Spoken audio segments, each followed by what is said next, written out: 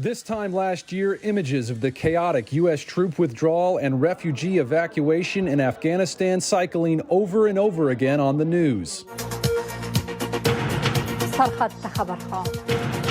For Direction Siddiqui, the news out of Afghanistan was something she lived all the time as a journalist before escaping herself last August. I don't have any relative, any friend or any family in here in the United States. Siddiqui is a 22-year-old Afghan refugee resettled in America. A Catholic Charities in Lansing, Michigan gave her needed assistance when she first arrived. She now has a place to live, and she's even made friends. But Siddiqui says she spends a lot of time worrying about her family who stayed behind, even as she has transitioned well to life in the U.S. A lot of time I'm thinking I'm physically in here, but mentally I'm in Afghanistan. When refugees like Direction began pouring into the U.S. last year, they were first shipped to U.S. military bases. After months staying there, they were connected with resettlement agencies around the country, and some are just now adjusting to life in the U.S. So it hasn't really been a full year of being in the communities as much as it's been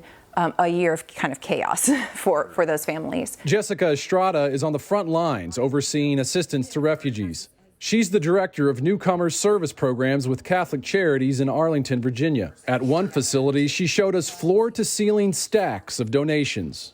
This Catholic Charities warehouse is jam-packed with items for the refugees, from mattresses, silverware, pots and pans, to all kinds of personal hygiene items like soap and toothbrushes. The needs are great in this part of the country. According to the U.S. Department of State, Virginia has the third highest number of resettled Afghan refugees.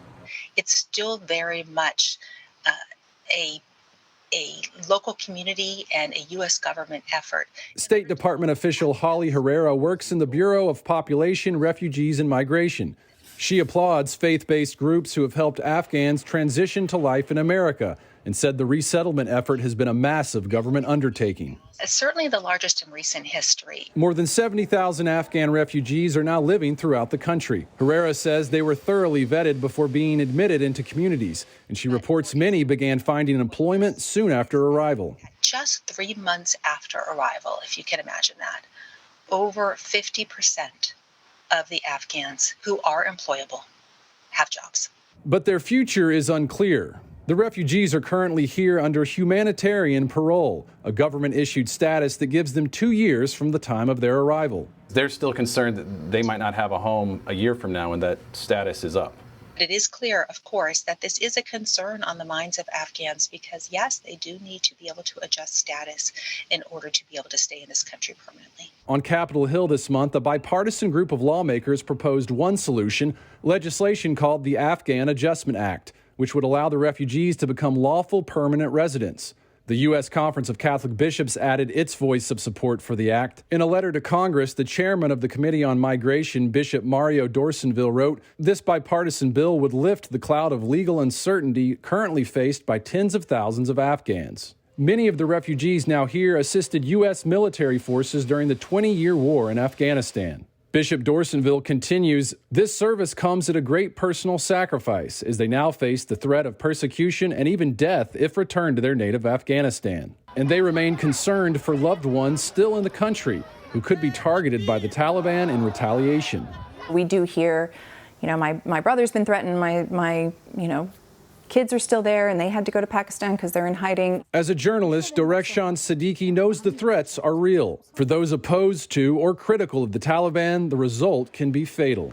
Taliban kills my 2 colleagues in my office. ISIS claimed responsibility for the 2018 murders she is referring to, but regardless, journalists have a dangerous job in Afghanistan.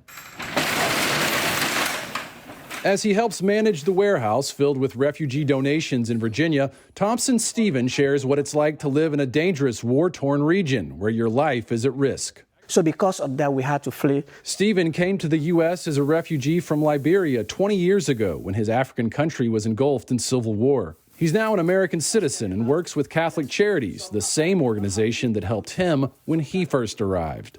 Any refugee who is coming as a new person, I try to be able to encourage them, try to tell them that, hey, I was in your shoes once, and I understand what you're going through. So please give us the chance for us to be able to help you. It's the same route Dorekshan Siddiqui has taken. She is now employed at the Catholic Charities that helped her in Michigan. As a case manager, she helps refugees who need the same assistance she received almost a year ago. I am right now so happy to join in here and serve and help with the Afghan refugee. The needs of refugees remained piled up a year after their arrival.